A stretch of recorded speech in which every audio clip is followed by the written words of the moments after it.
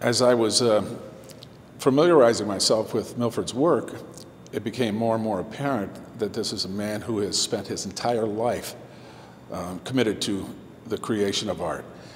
And the fact that he would be 97 years old at the time we mounted the exhibition was so much more impressive just as a survivor.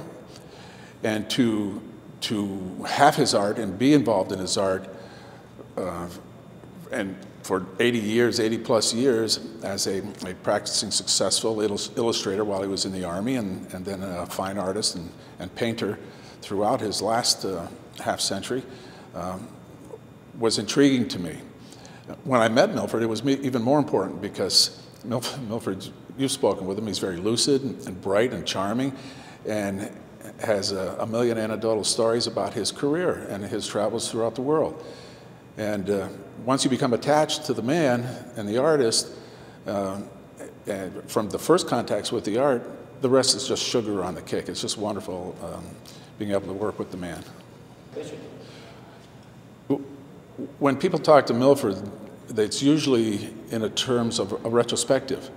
I want to see what, a continuum every decade. They want to mount that kind of exhibit.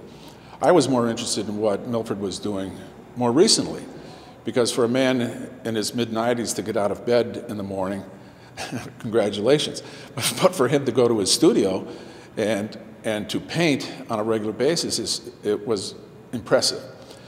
And then meeting him and speaking with him and understanding that he's traveled abroad at age 93, continuing to gather information for watercolors. So when Milford and I had a conversation, we steered more towards what he's doing recently.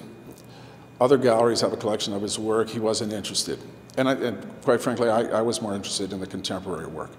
So we mounted this exhibition. I visited Milford in his studio several times.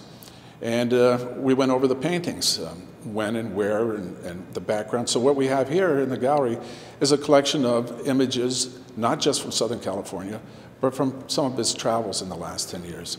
So we have work from Switzerland, we have work juxtaposed next to work from Colorado, some from Vermont, some from Diamond Bar, California.